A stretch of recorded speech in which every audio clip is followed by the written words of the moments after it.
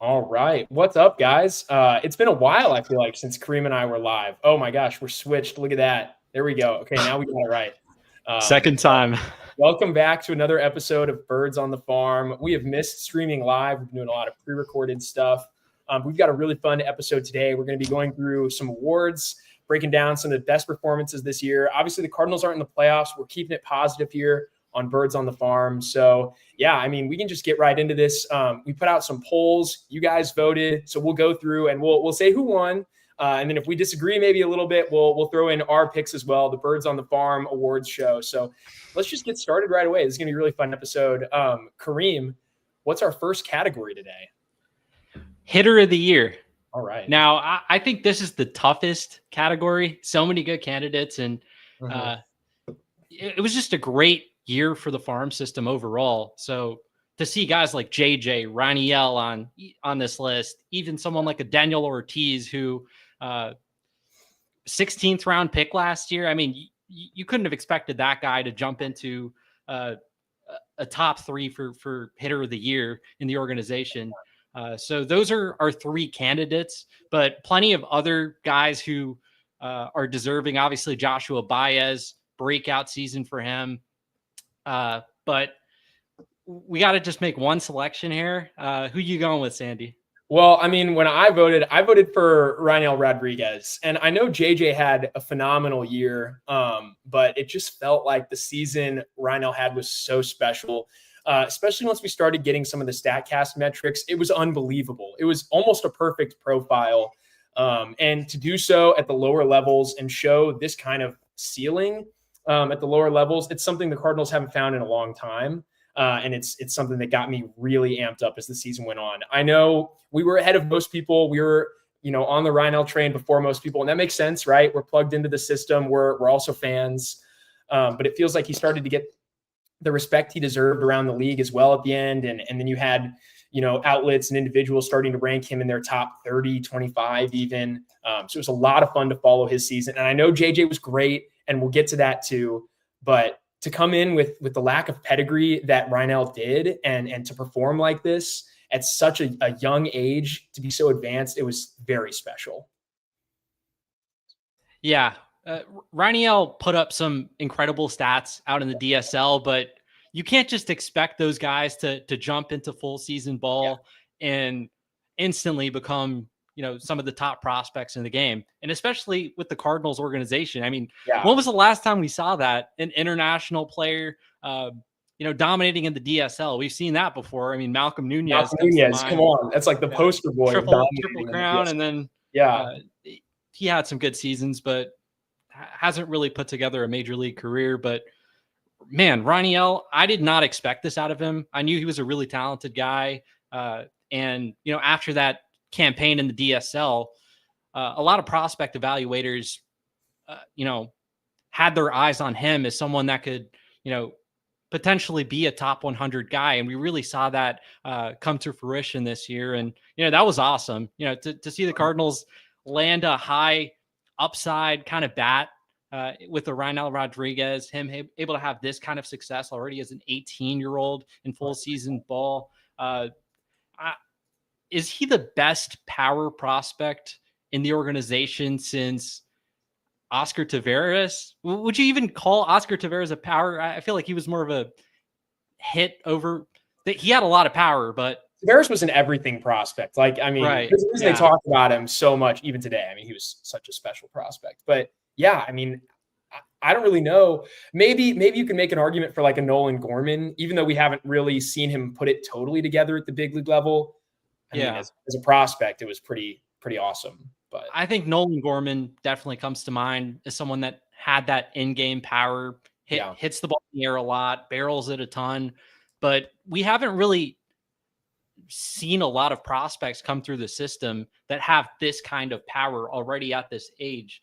Raniel Rodriguez, the exit velocities are nice, sure, but what he does so well for his age is just pull the ball in the air. And, that's how you get consistent power production. And we saw that this year. I think he's for real. I think he should be a consensus top 50 prospect in baseball. And, I think we're seeing some of the outlets give him more respect. I think MLB Pipeline had him as one of the biggest gainers in their recent list. Yeah, he was the number one guy. He jumped 40 spots. And I still think some outlets are low on him. There are some people that are even more bullish. Yeah, so I would personally, out of the three candidates, I think Rainiel Rodriguez would be my choice. Yeah. Led the system in WRC plus, OPS, ISO, was tied with Joshua Baez with 20 home runs. And that's all as an 18-year-old in his first full season, in full season ball, not playing in rookie ball. He did at the start of the season, but ended up, getting up to single A and finished out his season in Peoria. So such an impressive season. I can't wait to watch him next year continue to grow and develop as he's just one of the more exciting prospects that have come through the system, and to see him have that immediate impact in full season ball, you don't always get that out of the international prospects. There is a learning curve for a lot of those guys, but not for Rainiel. He was so impressive, and as Redbird Farmhand says here, Hulk smash. Hulk smash. Yeah, I mean, I know we're belaboring the point a little bit, but you think about it's not the same thing at all, but you think about a Wanbin Cho who entered the system with so much pedigree, right? He'd already, people knew who he was. I feel like he had way more, name value than a guy like Rodriguez. And it takes time. I mean, this was the best year Cho's had since joining the system, 3 or 4 years ago now. For Rodriguez to do that and to do what he did at Palm Beach as well, which is not a hitter-friendly park. It's not a hitter-friendly league down there. It's just impressive start to finish. We can't say enough about how great he was, but the people have spoken and they voted for JJ Weatherholt, who had a great season in his own right. JJ coming in the highest pick by the Cardinals in, 20 years, until obviously this year when they drafted 5th overall, and maybe next year, who knows? Probably not. But he really delivered. JJ now, for the most part, is a consensus top 5 prospect, especially coming out of such a loaded draft class. It really seems like the Cardinals got one of the best guys available. No one's going to be better than Nick Kurtz probably at this point, but you know what? JJ was the next best guy potentially in this class. They got a real winner, and he really delivered in every way this year. He was the 4th straight Texas League Player of the Year the Cardinals have had. He made it up to AAA and then continued to dominate there. It was awesome. Kareem, how much did you enjoy JJ's first full season in the system? It was awesome. Can't ask for much more. JJ Weatherholt, we knew that he was this pretty much, but you don't want to call a prospect bust proof, but when you have the plus bat to ball skills, when you have an elite approach, when you consistently make hard contact the way that JJ Weatherholt had shown throughout his career, throughout his college career at West Virginia, and last year down the stretch for Palm Beach, winning the Florida State League down there. He's just been a consistent hitter. From the day he stepped foot on West Virginia, and that sophomore season that he had, one of the more unbelievable college campaigns that you're going to get.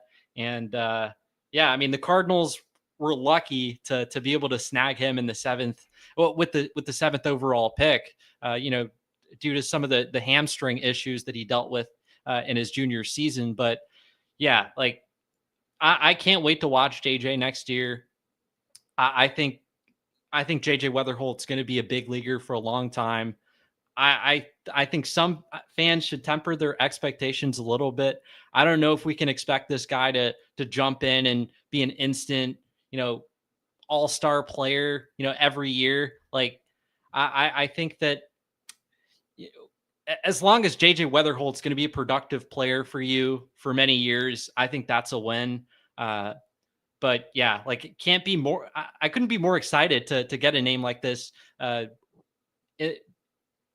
Playing for the Cardinals at the major league level. It felt like this past year, it was stagnant. It was a lot of guys that we had seen before, guys that were looking to see, looking to guys that we want to see take steps up, whether it be a Jordan Walker, a Nolan Gorman, Alec Burleson.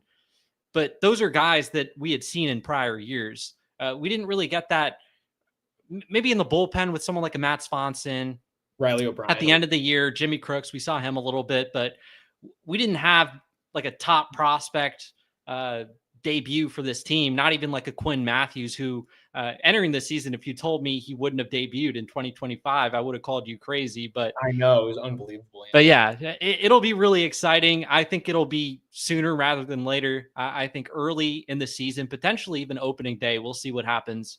But very excited to have JJ Weatherholt in the organization, and he had a phenomenal season. And while I do think that Raniel edges him out a little bit, I don't think this is a bad selection by any means by the fans. No, not at all. He had a more consistent season than Raniel. Raniel got off to a great start in the complex league, was promoted, and then he didn't get off to the best start in the Florida State League, playing for Palm Beach.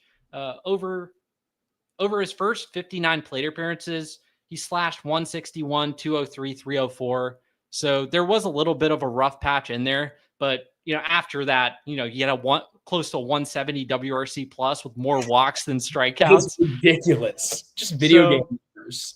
So I can understand from the perspective that JJ Weatherholt, from day one to the last day of the season, he was one of the best players in the best player in the organization.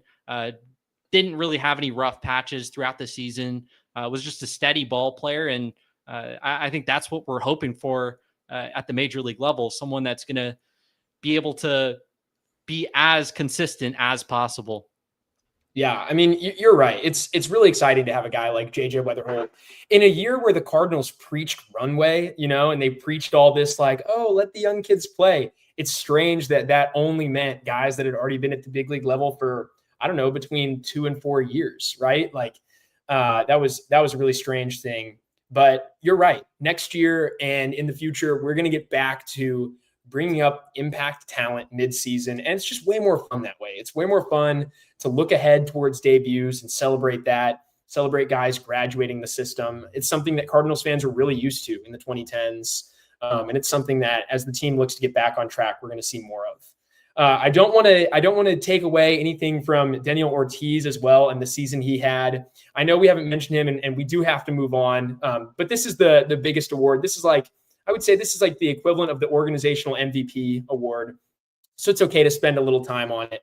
He was awesome. He really broke out of nowhere. This is a huge win for the Cardinals. I mean, when you think about a guy who was a day 3 draft pick, really just at that point, you're looking at lottery tickets for the most part. It's awesome. It's awesome that the Cardinals had this guy break out the way he did.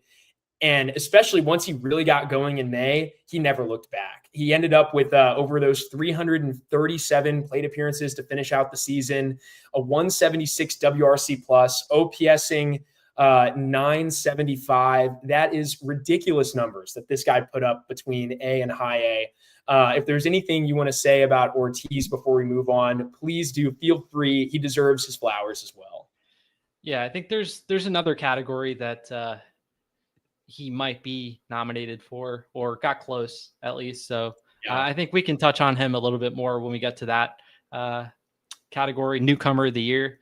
And he was also nominated for Breakout Hitter of the Year. So a couple more nominations for Daniel. So I think we'll have enough time to talk about him later in the episode. Perfect. Well, we can move on to our next category then. Pitcher of the Year. Think of this as like an organizational Cy Young type. So another one of the major awards we'll be handing out. And before we, say who won, the options here were Ishan Henderson, who was awesome, Bryson Motts, who really bounced back, and we'll be talking about him later in the show as well, and Braden Davis, another guy who was just drafted last year, who put together a ridiculous year. So, Kareem, what would have been your pick when you voted? Who were you looking at here? This was another tough one, but I got to go with Ishan Henderson. Yeah. Lowest ERA in the system. He's another guy similar to JJ in the sense that from day one to the end of the season, just dominant, a model of consistency. And he's someone that I was kind of surprised to see start at the AA level. Pitched only 31 innings at high A, Played a little bit in the Arizona Fall League after the 2024 season. It was a great year for him, but I thought he would have gotten a little bit more seasoning at the high A level, especially considering, Bryson Motts, who is another candidate for this award. He pitched the whole season at high A last year. So I even with the strong season, I would have expected Ishan Henderson to get a little bit more time at Peoria, but man, was I wrong. He was ready for Double A, and he killed it.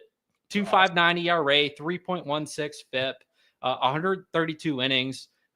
He struck out over 1 per 9 inning. Didn't really walk anyone either, and he held opponents to a 210, 291, 294 slash line. So 585 OPS against. That's dominant. Henderson, every hitter into Jordan Walker when they're at the position. Like, it was ridiculous how good he was. Yeah, but yeah, from a stuff standpoint, it's not the craziest stuff in the world. I think the fastball has solid specs. Velocity took a step up. Was 91, 92 last year, closer to 93, 94 on average this year. I think his sweeper took a step up as well. Became his true bread and butter pitch for him to go along with a cutter that he debuted last year in the Arizona Fall League. He started using that pitch more, and he also mixes in a changeup, still finding a little bit more feel for that. But it's a 5-pitch arsenal, mixing a curveball as well. It's a starting pitcher. It's a starting pitching profile for an Ishan Henderson. I think he checks off a lot of boxes. The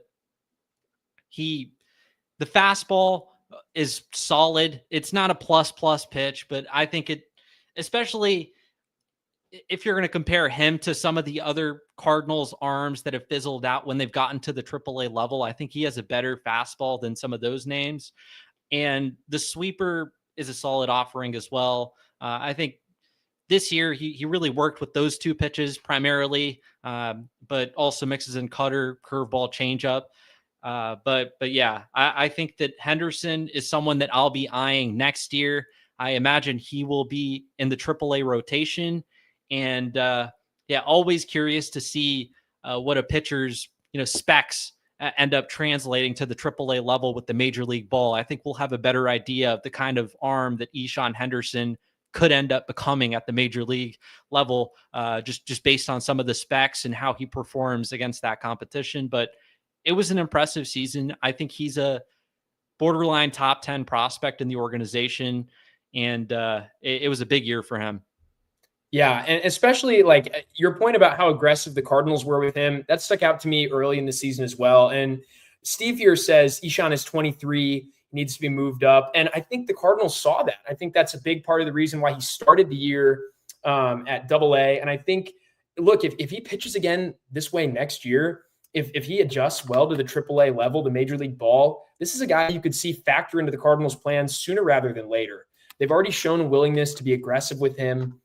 And he was straight up ridiculous last year. I mean, it was so fun to watch. I tuned into a number of his starts.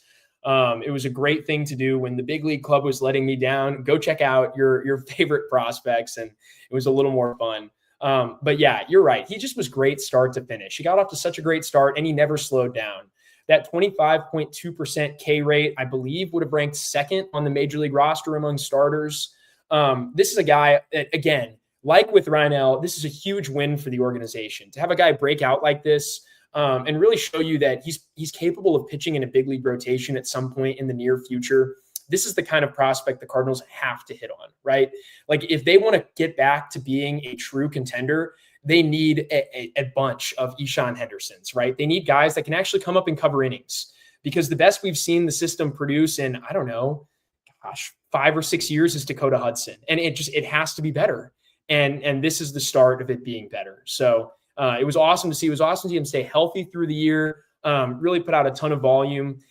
I'm like 99% sure, looking back, that I voted for Henderson as well. But if I didn't, I might have voted for Braden Davis. And so we should talk about what he did as well, because he was awesome. The fans chose Ishan, and that's a totally defensible choice. I think that is the right call. But what Davis did this year was ridiculous. This is a guy drafted in the 5th round last year, someone that we've been high on before here. We've talked about him before, even coming into this season.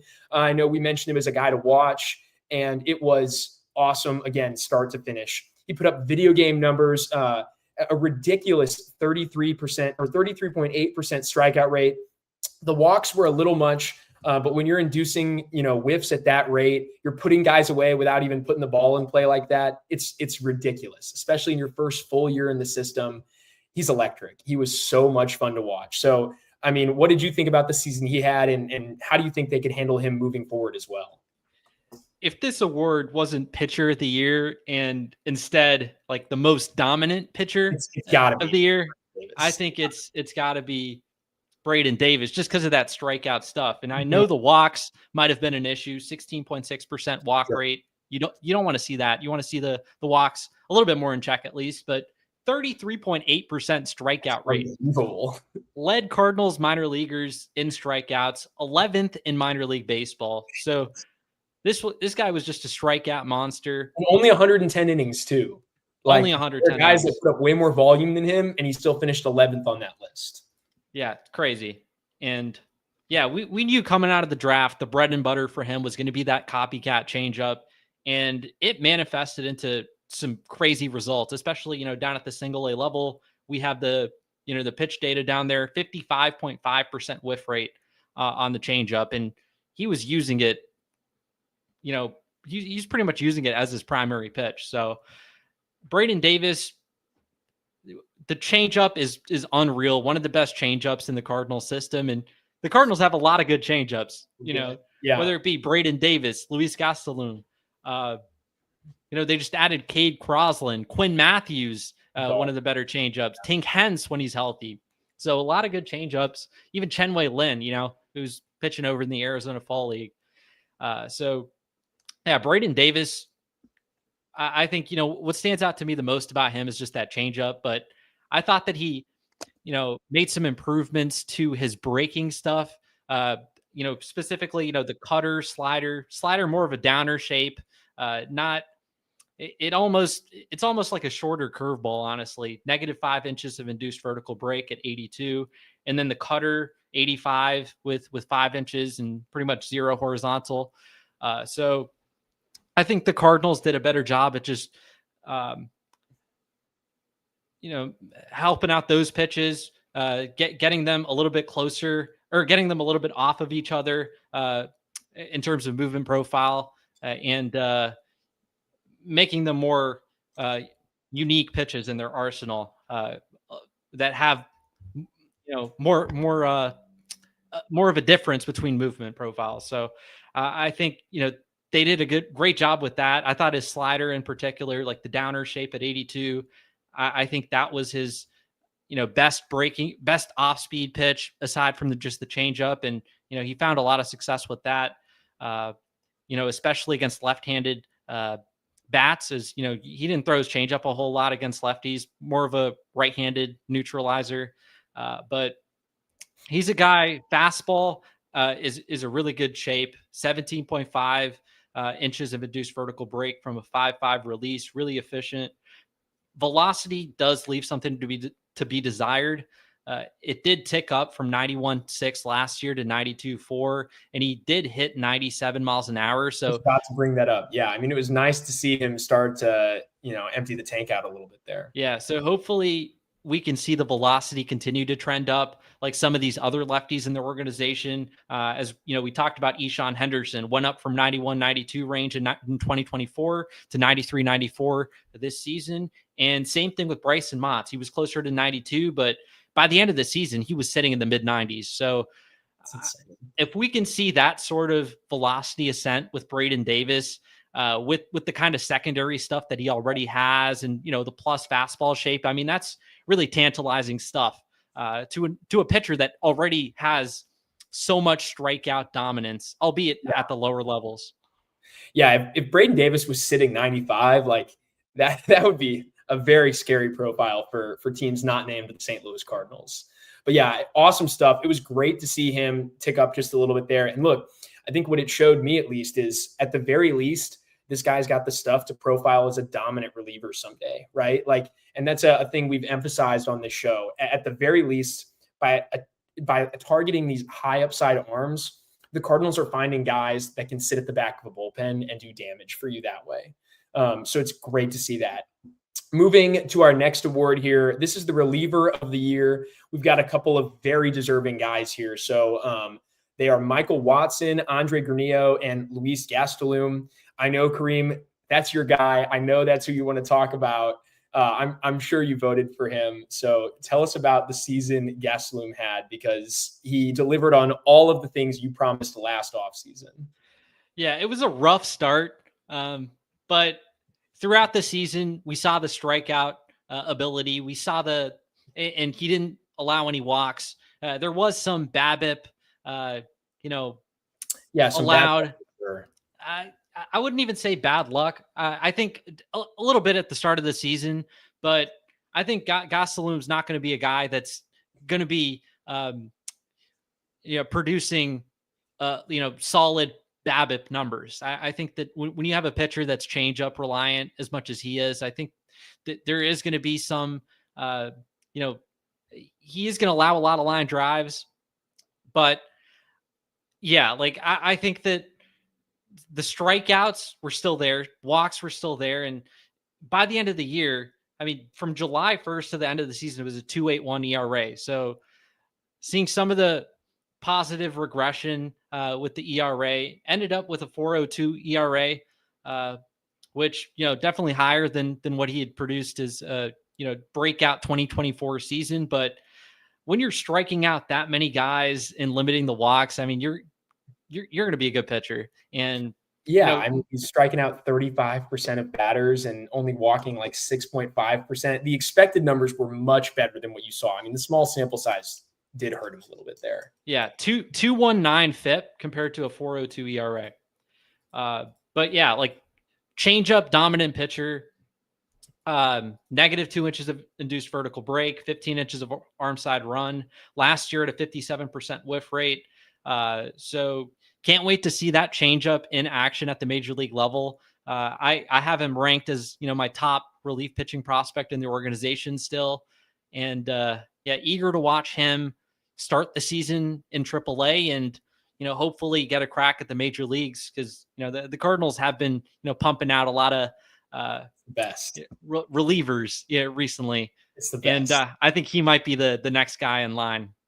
Yeah, I mean, as Dealing the Cards walkers will know, I am a middle reliever enjoyer, so I'm very excited to see Gastelum's debut. And I think you're right. I think this is a guy that could be with the big league club sooner rather than later. The Cardinals have shown a general aggressiveness to move relievers that they think can help them now, whether you're looking way back at like a Jordan Hicks or something like that, or just in recent times. We saw once Matt Svanson turned it on at AA, they were very quick to move him through the system and get him up this year, where he was my favorite player on the team probably for most of the season. Gastelum had an awesome season. I voted for Andre Granillo, and I know that the immediate returns at the big league level let people down, but I'm not factoring that into what he did at AAA, because he was fantastic. In 42 innings, he posted a 1.29 ERA, 36% strikeout rate, which is right up there with some of the best in the system. And for the first time in his career, really, he limited walks. It was awesome to see him post a walk rate below 10%. That's exactly what you want to see out of a guy that I think is going to be a mainstay in the Cardinals bullpen at some point in the near future. I know, again, it wasn't perfect, but he was dealing with some injuries once he came up. And I think this is a guy that the Cardinals will be relying on in the near future. Like I said, you just have to. The stuff is that good. He is that good a relief prospect. I'm really excited to see him again next year. I think between him, Svanson, Riley O'Brien, they're going to have a very intriguing young reliever core. It's going to be a lot of fun to watch. And even if there's not, necessarily as many other things at the big league level to be excited for, you can be excited about the bullpen the Cardinals are going to field, because it's going to be good again next year, I would wager.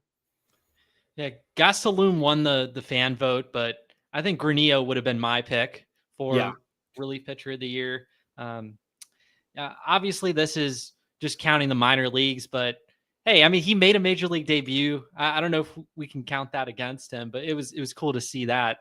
But just purely based on what he had produced at the minor league level, 1.29 ERA. I know the innings, it's 20 less innings than Gastelum, but the run prevention was a lot better. And the strikeout and walk rates were pretty close. So I would have gone with Granillo there. And then Michael Watson, I'll touch on him a little bit, but yeah, I mean, what a breakout, man. Fun year for him. He's a low launch, flat vertical approach angle demon, and always love those guys. 92 mile an hour fastball, close to 16 inches of induced vertical break, a lot of horizontal as well. And it's just from a 4.9 release. Was vertical approach angle was near -4. And yeah, he's got a lot of secondaries, but it's like a fastball driven profile for him. But he's a guy that I wonder if the Cardinals ultimately end up stretching out. He was a starter at one point, throughout his collegiate career, actually, pitching for Sam Houston State. He pitched for Indy ball a little bit, but yeah, it was a dominant year for him. 169, 304, 307 slash line. Good to see. And yeah, like I think there is a starter mix in there. Don't know if the feel for those secondaries are, up to par just yet, but as long as he can keep that velocity up, his final year in college, he was sitting 88 miles an hour. This year was 92 on that fastball. So, when you can add 4 miles an hour to your heater and it's already got a metrically appealing shape, like that's awesome. And he had a dominant season. And, pitched 3 levels, from A ball to high A to double A, and just had a great year. Yeah, it's going to be really interesting to see how the Cardinals handle him because, they obviously could leave him in the pen. They always need depth there. And especially if you're going to be selling off at the deadline again next year, right? I'd expect to see probably a veteran signing out the door and maybe Jojo Romero. And, you'll always be looking for reinforcements there. But yeah, you're right. What a season from him coming out of Sam Houston as an undrafted guy. Just awesome to see him break out in the system. I think, if you're watching the show right now, by and large, you get that this was a really positive year for the farm system. We've been really high on it. So just a lot of fun to look through and see all these guys that had awesome years. Our next award is the Comeback Player of the Year. I think this was the easiest, in my opinion, to decide on, I think. But I did line up with the fan vote in this one, so we can just go through here. The options were Bryson Motts, Travis Honeyman, and Zach Levinson. And like I said, I think, at least in my opinion, Bryson Motts was the clear choice. We could have had him. I mean, like there was a case to vote for him for Pitcher of the Year, but I think he fit really well here. After just a brutal season in 2024, he totally broke out this year. The velocity was up. The stuff was better. Limited damage from righties. And I think this is a guy that went from probably being on the fringe of the major league club's plans to this guy that I think is going to make a debut. He's going to be on the big league club at some point. Just awesome to see him play his way back into their plans. So what made this such a special year for Bryson Motts? I think the velocity was key, being able to get that fastball by the end of the year, setting mid 90s, and not just the fastball, the bullet slider from the low 80s to the mid 80s. I think, it's a dynamic 2-pitch combo, just fastball slider. But he was able to work on some of those other secondaries, incorporating a new changeup that kills more vert than, the one he was throwing last season. He also added a cutter. I think the curveball took a step up as well as a slurvy kind of pitch. And as you mentioned, the biggest thing with him was, making sure that he could at least keep right-handed bats at bay. Because last year they posted an 890 OPS against him. Yeah, they cooked against him. It was awful. Teed off. And, lefties didn't really do much against him last year. Most of the damage was against right-handed hitters. And he got that down to 689 this year. So a lot more respectable. Left-handed hitters struggled even more against him, as you would imagine, with the velocity gains. And, I think this is a guy at the very worst. I think he'll be an effective bullpen arm, someone that is going to be able to neutralize left-handed hitters. And what we saw this year, I think there is, the potential for him to sneak into a rotation. And another guy that I'm eager to see in AAA with the Major League ball. But yeah, was an outstanding season. And to see him finish the year the way he did, by the end of the year, sitting mid-90s of the fastball, I did not see that out of him. Yeah, that was awesome. Yeah, I mean, just such an encouraging year. I think this is a guy as well that the Cardinals are going to now consider starting still, which is just so great to see. Another guy that I know wasn't an option for this, and I guess it didn't really make sense to have him as like a comeback player of the year, but I think a guy that played his way back onto people's radars was Pete Hansen. I think he had a really encouraging year as well, and we probably should at least mention that. Yeah, just again, another positive for the Cardinals to have a guy that I think a lot of people had written off to go out there and perform this way. Really, like, this award is about playing your way back into the big league plan or the big league club's plans. And I think that's exactly what Bryson did this year. So just very encouraging to see. He was a dog, right? Start to finish. He went out there, got his job done. He was awesome to watch. I think this is, a guy that we'll be seeing probably in the relatively near future. The other names here, both missed significant parts of 2024 with injuries. These are guys that for a long time now have been seen as really toolsy, intriguing players. I think Honeyman probably had the more encouraging season of the two. So if we can talk about him for just a little bit here. I know the injury stuff was pretty severe in 2024, barely played at all. So it was nice to see him get, most of a season's work in here. So yeah, he's been snake bitten throughout the career. So it was nice. Yeah, it was just good to see him out there playing games. And he's playing in the Arizona Fall League for the Cardinals now. So getting more game action. But yeah, I mean, this was a former 3rd round pick, was a projected 1st rounder before his, junior season, but injuries really derailed his season. Yeah. And 2024, he missed a majority of the season due to a shoulder injury, was back this year and, posted a 130 WRC plus, was walking at an elite clip, finished 4th in on-base percentage among Cardinals minor leaguers with 411 on-base percentage, which is really, really good. And it was something that, throughout his college career, he was known as more of an aggressive kind of hitter. So to see him, improve that approach, improve his swing decisions, to get to a point where he's getting on base like pretty much 41% of the time. That was awesome to watch. Honeyman's not going to hit for a lot of power. It's not really his game. I would like to see some improvements just in terms of the exit velocities. I wonder if he's someone they could get on a bat speed program, but good bat to ball guy. The swing decisions were better than what we had seen in college. He was walking a lot, and yeah, it was a really encouraging season. And then Levinson, played 70 games last year. It was a down year for him. I thought he could be a potential breakout the way that he looked at the end of the 2023 season. Just posted just a 215, 317, 367 slash line for Peoria.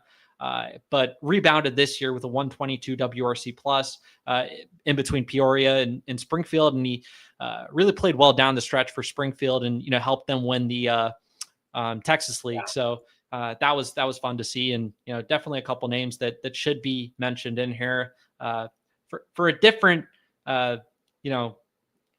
Bryson Mata was more so coming back from poor performance. Honeyman, especially, I would say, injury. We didn't really see him, and Levinson missed some time as well. So yeah, but I would go with Motts, and he ended up winning the vote. Yeah, I think he was the clear option here. Well, just a quick ad read from one of our sponsors, our presenting sponsor, 314 Sports Cards and Collectibles. It's really a great place to go spend an afternoon. They're located at 9640 Olive Boulevard in Olivet, Missouri. They're open 10 to 6 Monday through Friday and 10 to 4 on Saturday and Sunday. And they buy, sell, and trade really anything you're looking for, right? So if that's baseball cards, Pokemon cards, they've got it all. It really is a very fun place to go.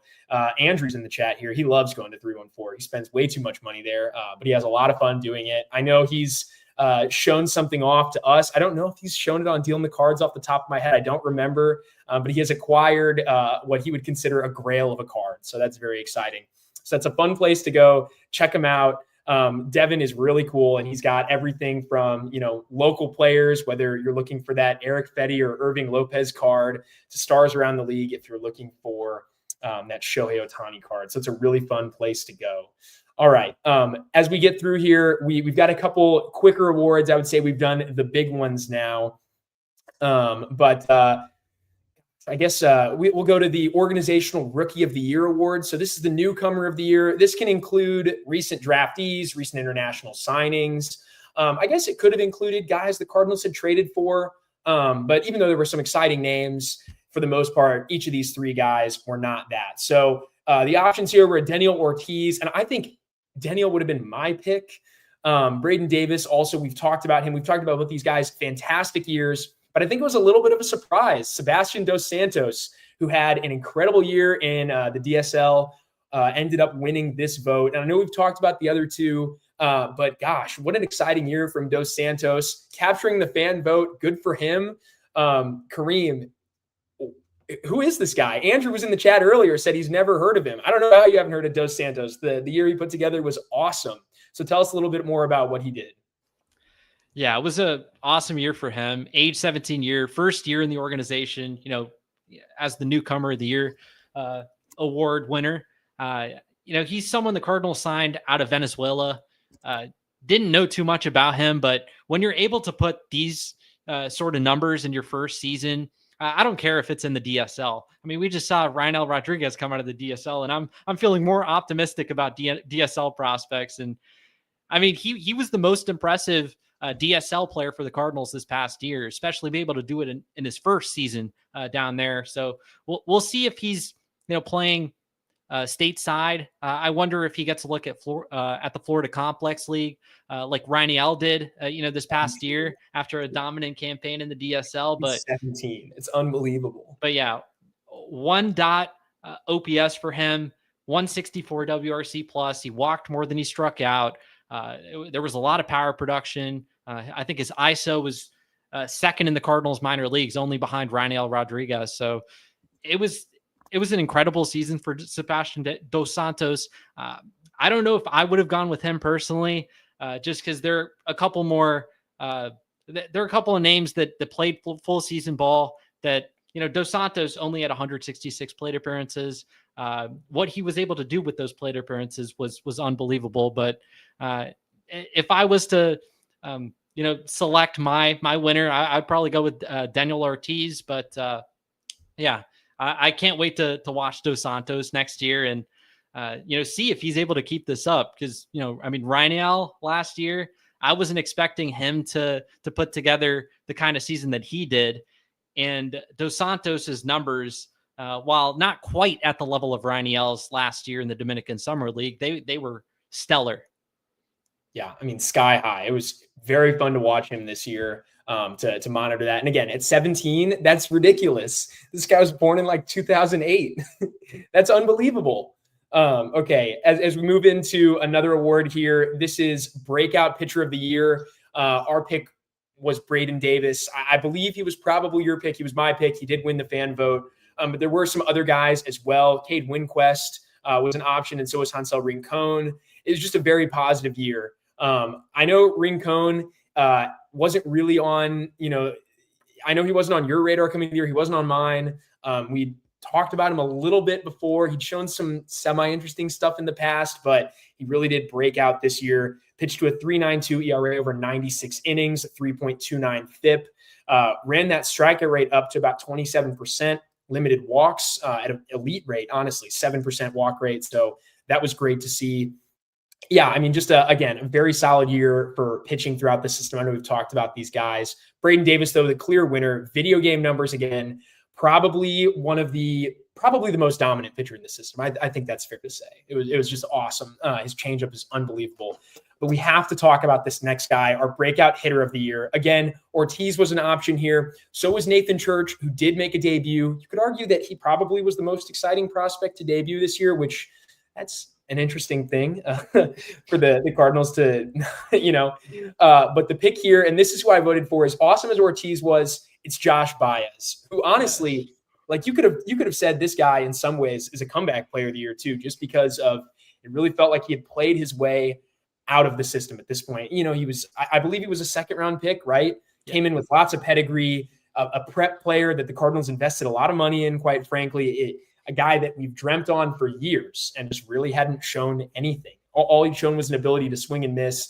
And this year, he put a lot of those concerns to bed. He was awesome. Really just had one of the best possible breakout seasons. He's probably a consensus top 6 or 7 prospect in the system now. I know he's in your top 5. So seriously, like, what made this such a special year for Josh Baez? Sandy, as the season went on, I was just wondering, when is Joshua Baez's when is his strikeout rate going to go up? And it just never did. When is his contact rate going to go down? It kept going up as the year went on, and by the end of the year, it was at 76%. That's insane. Like, you're telling me Joshua Baez, this guy with, all the physical tools that you want, and I'm sorry for the Jordan Walker stray, but Baez actually hits the ball in the air. He actually lifts. We see the power production. He hit 20 home runs. I would take him as a prospect over Jordan Walker right now. Like, if you could re-put Jordan Walker with everything else here, if he just was classified as a prospect again, I would rank Baez well ahead of him right now. It's just unreal. By the end of the year, just a 20.6% strikeout rate. Jeez. It's just unreal. Like, I did not expect this. I know that he made some swing changes at the end of last year, being placed on the development list. He's not wasting movement. His bat path is a lot more consistent now than what it was in the past. He's flattened out his stroke a little bit. Not afraid to use the opposite field. Just become a more complete hitter. And to see the kind of gains with the contact rates, to see the swing decisions improve the way that they have this year. I mean, like, he doesn't really have holes in his game. This is a potential 5-tool kind of player in a corner outfield. Stole, I think, 57 bases on the season. Ridiculous stuff he put up. I'm pretty sure, I don't remember the stat exactly. I looked for it before the show and I couldn't find it. But it was something about being at AA and hitting a certain amount of home runs and stealing a certain amount of bases. And only 2 Cardinals prospects had done it in recent years, or in the last, 25 years. And Baez was one of the 2, and he did it in only 76 games or something ridiculous like that. I mean, the season he had, prolific. The numbers he put up, unbelievable.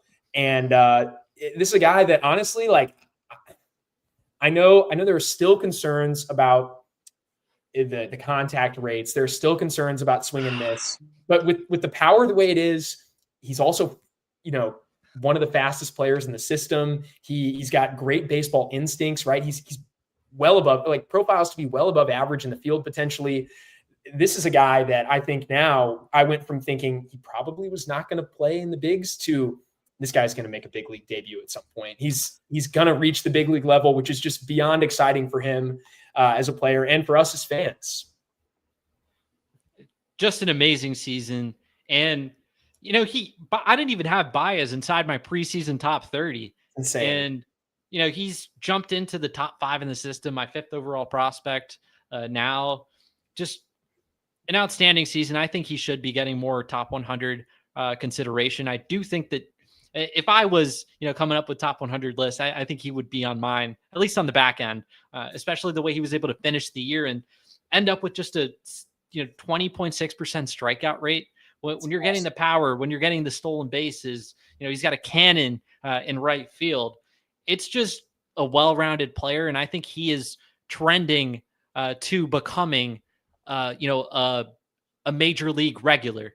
Now, I'm not going to sit here and say he's going to, pump 30 jacks and, sure, steal 60 bases in a season and be like a 7 WAR player.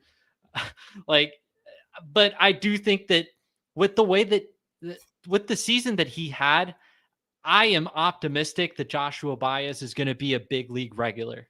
And I think that is a huge win for this new player development staff. It's the best. It's also one of the best, one of the most fun things as we kind of wrap up the show here. One of the most fun things to look back at a year is who saved their career this year? And he did in every way, right? He pretty much, it felt like this was a make or break year for Baez. He might be playing himself out of pro ball soon at that point, right? You think about some other guys who they never put it together. It happens, plenty of high picks just never put the tools together, never capitalize on the true potential they've shown.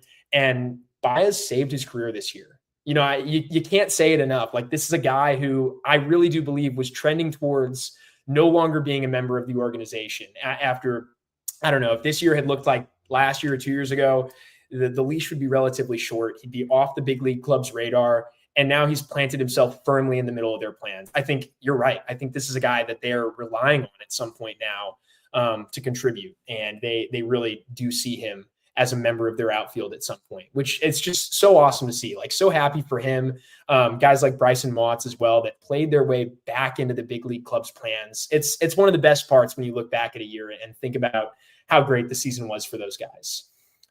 We probably should mention Nathan Church, the breakout he had at AAA, another guy who it seemed like, oh man, is he ever like going to factor in? And he forced their hand. Granted, the sample at the big league level wasn't awesome, but he forced the Cardinals' hand and really did play some fantastic baseball at AAA. He hit that one nuke. That was really fun. I was watching that game live, which is really funny. I turned it on, and like 3 minutes later, he hit that absolute nuke. And I could not text you about it. It's too funny because we've talked about the lack of power. And that was probably an outlier ball for him, but really fun. Great to see him get to make a major league debut. Very special moment. The defense translated. He was great in the outfield, as we all expected, which is nice. And I think that's a guy who can do all the things Michael Ciani does, but do them better, or for the most part. I don't know if the defense is going to be quite what Ciani's is. He's low-key generational out there. But Church probably is a better hitter than Ciani. And then as we finish up here, our prospect to watch for next year, this is a really fun one.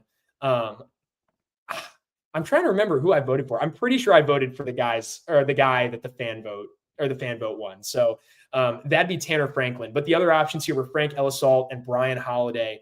Kareem, who did you vote for here? I voted for Frank Ellisalt. Yeah, I know you're high on him. Yeah, I mean, his stuff is crazy. I think one of the best fastballs in the organization.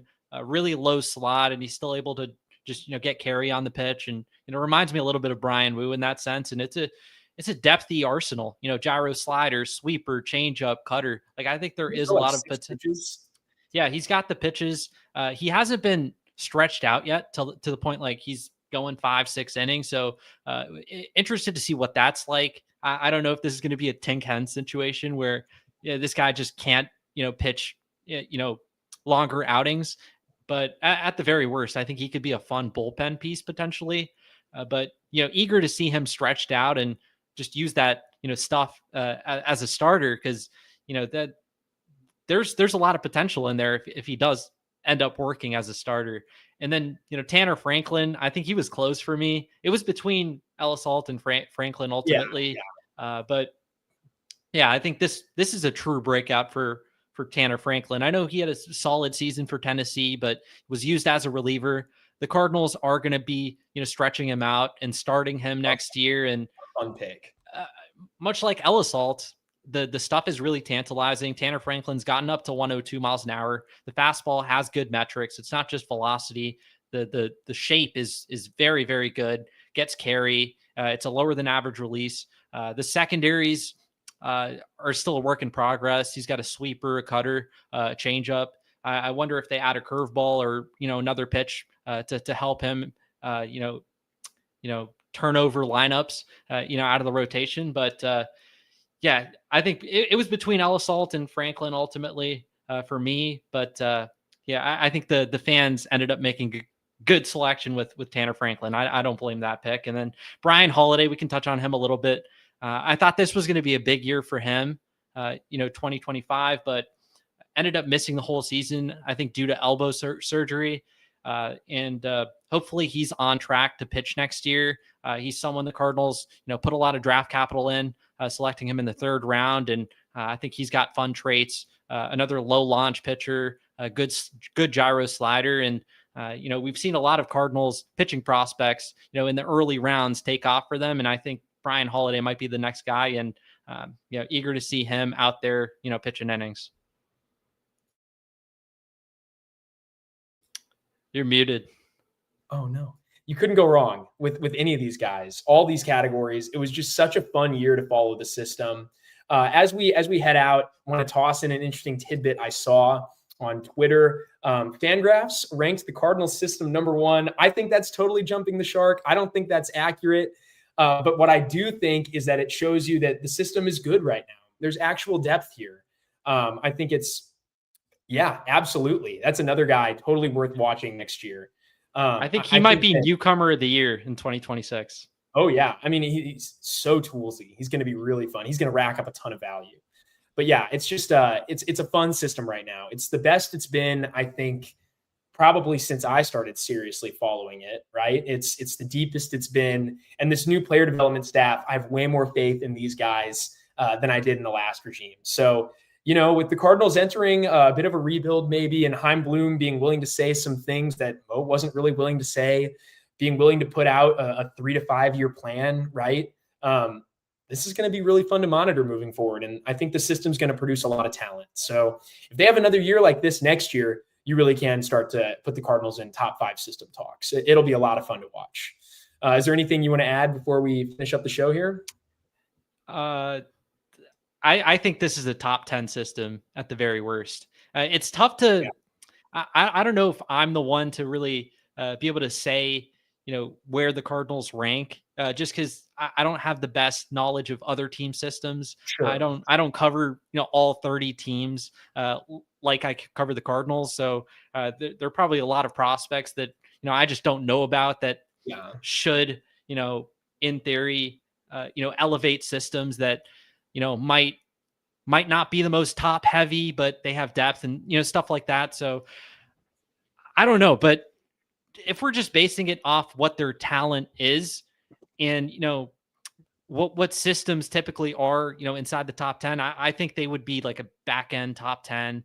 I think top 7, top 8 kind of system. 1 does seem like a bit of a reach for me. It's the shark a little bit, I think. But I mean, I think I trust those guys over there more than, what my analysis would be, just because I don't know every system to their extent.